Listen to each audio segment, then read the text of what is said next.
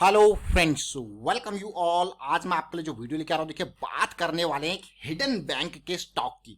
बहुत कम लोग इस बैंक के स्टॉक के बारे में जानते हैं। ऑल्दो मुझे ये वीडियो मैं कहूँगा इस महीने की स्टार्टिंग में ही लेके आ जाना चाहिए था, क्योंकि नज़रों में ज़रूर था, बट अभी भी देर नहीं हुई है, क्योंकि लॉन्ग टर्म के लिए तैयार हो रहा है ये stock. But long term investment की बात हम करते हैं, शॉर्ट टर्म इन्वेस्टमेंट की बात करते हैं, इंट्राडे ट्रेडिंग की बात करते हैं। क्या कभी आपने सोचा है risk associated with the stock, with the investment, with the trade का? अब कभी आपने सोचा है? देखिए, जिस दिन आप रिस्क के बारे में समझने लग गए, अंडरस्टैंड द रिस्क, एक गोल्डन रूल मैं कहूंगा जिसको, कि भाई प्रॉफिट बुक करे ना करे, लॉस को बुक करना बहुत ज्यादा इंपॉर्टेंट है। क्यों?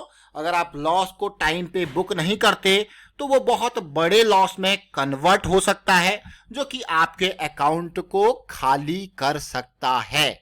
याद रखें, प्रॉफिट बुक तो बाद की बात है, सबसे पहले लॉस को टाइम पे बुक करके अपनी कैपिटल को बचाना आपकी पहली प्रायोरिटी, पहली जिम्मेदारी, पहली रेस्पॉन्सिबिलिटी बनती है। ज्यादातर लोग लॉस को बढ़ने देते हैं, तो वो कि बहुत बड़ा रिस्क जो है आपको दिखते हुए भी आप लॉस को बढ़ने देते हैं, जो कि एक डेंजरस सिचुएशन पे आपको लेके जाता है। तो चलिए बात करते हैं इस हिडन बैंक के स्टॉक की। और आगे बढ़ने से पहले मैं आपको बता दूं, अगर आपने अब तक चैनल को सब्सक्राइब नहीं किया तो जल्दी से सब्सक्राइब कर लें, बेल आइकन को प्रेस कर लें, जिससे आपको नोटिफिकेशन आती रहेगी। और प्राइस एक्शन सीखते रहें, सिखाते रहें। देखिए, छोटा सा स्टॉक, मार्केट कैपिटलाइजेशन कितना है? 2000 करोड़ का, प्राइस 67 रुपीज का, बुक वैल्यू 214 की। अब आप कहोगे इतनी जबरदस्त बुक वैल्यू। सबसे बेहतरीन बात मुझे यहां पे स्टॉक के बारे में जो लगी, इस कंपनी, इस बैंक का, ये देखिए पी रेशियो कितना है। आप कहोगे यार ये तो भैया बहुत ही कम इसका P ratio, 5.31। That is amazing situation मैं कहूंगा। और अब देखिए, बैंक के स्टॉक है, इनका काम ही लेना देना होता है, इसीलिए बैंक के स्टॉक्स का डेट साइड रख दीजिए, कोई काम की नहीं। इनकी देखिए प्रॉफिटेबिलिटी, रिवेन्यू ग्रोथ, आप देखिए प्रॉफिट पिछले 3 साल का 14% के हिसाब से ग्रो कर रहा है। तो चलिए और समझते हैं डिटेल में इसको। अब इतना जबरदस्त स्टॉक है तो आपको ये देखना है कि क्या रेवेन्यू ग्रोथ हो रहा है, प्रॉफिट ग्रोथ हो रहा है। तो ये सारी चीजें देखिए और समझिए। 2010 में मात्र 2000 करोड़ का रेवेन्यू था, आज की डेट में ये देखिए 6000 करोड़ के पार है। तो ग्रोथ क्लियर कट विजिबल है। देखिए, और बात करते हैं प्रॉफिटेबिलिटी की। देखिए प्रॉफिटेबिलिटी 167 करोड़ से आज की डेट में 500 करोड़ के अराउंड तक पहुंच चुकी है। तो ग्रोथ तो दिख रहा है, लेकिन उसके बावजूद शेयर का प्राइस काफी नीचे है। तो आपको लग रहा होगा अंडर वैल्यूड शेयर हो गया ये। तो अगर बात करें इस स्टॉक की, देखिए कौन सा स्टॉक, अगर आपने नाम नहीं देखा तो Karnataka bank limited. Karnataka bank limited, अब कर्नाटका बैंक लिमिटेड को जरा प्राइस एक्शन पे लेके चलते हैं और समझते हैं।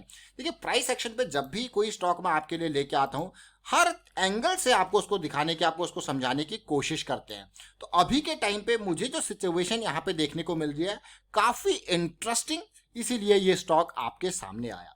सबसे पहले कर्नाटका बैंक का लो पॉइंट अगर आप देखो, 2020 में तेजी आती है एक बढ़िया वॉल्यूम के साथ, करेक्शन आता है, तेजी आती है, फिर से करेक्शन आता है।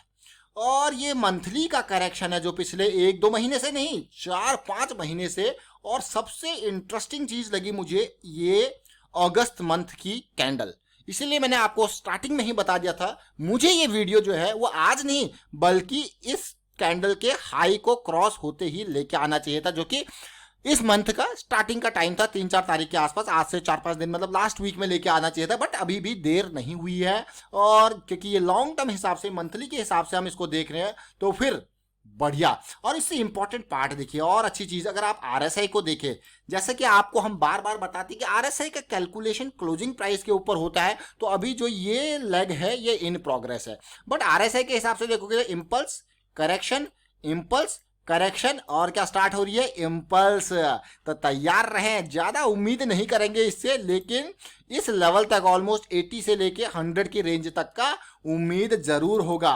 बट आगे चलते हैं। देखिए और इंपॉर्टेंट बात, अक्सर याद रखें, देखिए एक हेल्दी अपट्रेंड की जब भी बात आती है, अगर इस तरीके से कोई इंपल्स बनती है, तो भाई ये जो इम्बैलेंस क्रिएट हुआ है इस प्राइस की सडन मूवमेंट की वजह से, तो ये जो इम्बैलेंस जो है वो मिटिगेट होना जरूरी है।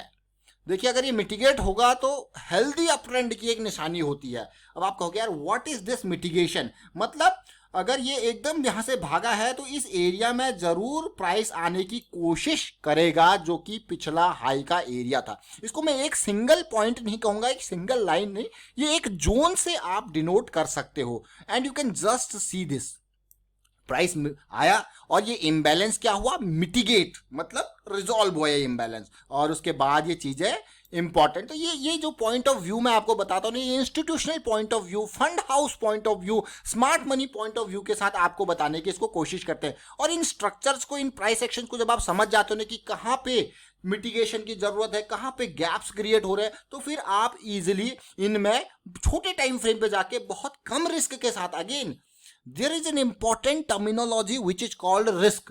You should never ignore the risk associated with your trade. Never ignore the risk associated with your investment, because loss book करना is more important than profit book करना। याद रखें, लॉस बुक करना is more important than profit book करना। अगर आपको situation दिख रही है कि अगेंस्ट जा रही है तो फिर आपको बुक करना पड़ेगा। अब इसी तरीके से देखिए, यहां पे देखोगे आप, ये प्राइस किस तरीके से भागा, फिर वापस आता है बेस पे, फिर भागा, उसके बाद देखिए किस तरीके से सिचुएशन डाउनफॉल की, देखिए lower high, lower low, lower high, lower low, और ये धमाका। अब वापसी देखिए, higher high, higher low, higher high, higher low, फिर जाएगा ऐसे, सिचुएशन इस तरीके से बनेगी। मतलब एकदम सीधे नहीं जाएगा पूरा का पूरा। तो इसमें आपके लिए अपॉर्चुनिटी कहाँ होती है, यहाँ होती है। इनमें आपका रिस्क मैनेज कहाँ होता है, इन पॉइंट्स पे होता है। तो आप कहोगे वाह यार ये तो बहुत अच्छी मजेदार चीज है। तो चलिए यहीं तक नहीं रुकेंगे, इसको छोटे टाइम फ्रेम पे लेके जाएंगे और समझने की कोशिश करेंगे। मंथली का छोटा टाइम फ्रेम कौन सा है, weekly. Now let's see weekly understanding. अब वीकली के टाइम फ्रेम को समझते हैं। सबसे पहले इस करेक्शन को आपने देखा, बढ़िया से रिजॉल्व हुई, ये पॉइंट आपका स्टॉप लॉस, ये आपका एंट्री एरिया, और बढ़िया गेन दिया। सीधे मान के चलिए 48 45 के रेंज से ऑलमोस्ट मैं कहूंगा इन एरियाज में आपने एक राउंड की बुकिंग कर ली। नाउ अब क्या हो रहा है, अब क्या हो रहा है, this is again a very important area. मैं कहूंगा इसको एक बहुत इंपॉर्टेंट POI यानी कि पॉइंट ऑफ इंटरेस्ट और एक्सपेक्टेशन ऐसी होनी चाहिए कि इस एरिया में जाके प्राइस हॉल्ट करे, कंसोलिडेट हो, या ब्रेकआउट के बाद पुल बैक आए। ये सारी सिचुएशन अगर इसको, इस एरिया को पार करना है, तो ये सिचुएशन इस 70s की रीजन में आपको देखने को मिल सकता है। तो टाइम लाइट में बिल्कुल रखें इस एरिया को। अब मैं और अच्छी बात आपको बताता हूं, देखिए क्योंकि इस एरिया में अभी क्या हो रहा है, प्राइस में अगर आप RSI को देखोगे तो सीधे पार हो रहा है। ये सीधे पार होके जब ये एरिया, इस एरिया में पहुंच जाएगा तो ये डेफिनेटली 60 के एरिया को पार कर लेगा। और उसके बाद यहाँ पे क्या मिलेगा, यहाँ पे मिलेगा आपको एक काइंड ऑफ करेक्शन, चाहे वो 1 वीक का, 2 वीक का, 3 वीक का, कितना भी हो, तो फिर आपके लिए ये स्टॉक और इंपॉर्टेंट हो जाएगा। तो कुछ लोग जो सोच रहे होंगे कि नहीं ये तो भाग गया, भैया अभी भागा नहीं, अभी असली मौका इस एरिया पे बनेगा जब ये कंसोलिडेट यहां पे करेगा। ब्रेकआउट जब भी आपको चाहिए, wait for the consolidation, wait for the small correction near the breakout, wait for the pull back near to the breakout. आप कहोगे वाह यार ये तो बहुत ही अच्छी बात है। ठीक है, बिल्कुल टेंशन फ्री होके और कॉन्फिडेंस में आके कन्विक्शन के साथ जाना है, अदरवाइज चीजों को अवॉइड करना है। कोई दिक्कत वाली बात नहीं, कोई जोर जबरदस्ती की बात नहीं है। अब देखिए, जैसा कि मैंने वीकली चार्ट पे बताया, आप डेली चार्ट पे देख सकते हो, पार किया, करेक्शन आया, रिजॉल्व हो रहा है, और अब अगला टारगेट यहाँ इसका इस एरिया में प्रवेश करने का है। जो एरिया कौन सा है, 72 का, बिल्कुल रडार है। अगर आप डेली टाइम फ्रेम पे देखोगे तो इंपल्स बनती है, करेक्शन आता है और इंपल्स बनती है। और जैसा कि मैंने आपको कहा कि इस एरिया में जाके वीकली पे सिचुएशन देखने को मिलेगी, तो डेफिनेटली ये वापस इन एरियाज में 60s के एरिया में, यानी कि सुपर मोमेंटम एरिया में कंसोलिडेट करने की कोशिश करेगा डेली टाइम फ्रेम पे। और आपको क्या यार ये तो बहुत ही अच्छी सिचुएशन है। और इससे भी बढ़िया बात जो मुझे लगी वो ये देखिए भाई, MACD जो कि सेंटर लाइन से नीचे था वो भी हाई मोमेंटम एरिया में आ रहा है। तो अगेन बहुत इंपॉर्टेंट पार्ट, हम बात करते हैं HM, HP और लो रिस्क LR की।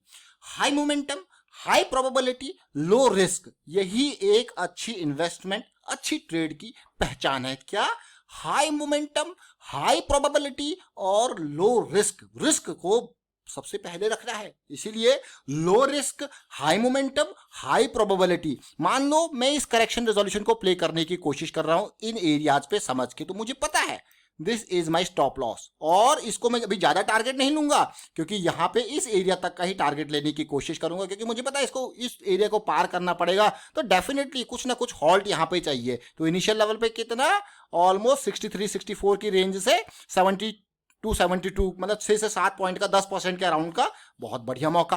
तो चलिए फिलहाल वाइंड अप करता हूं इस वीडियो को। उम्मीद करता हूं आपको समझ में जरूर आएगा। वीडियो अच्छा लगा तो शेयर जरूर कीजिए। प्राइस एक्शन सीखते रहिए, सिखाते रहिए, प्रैक्टिस करते रहिए। Thank you for watching the video.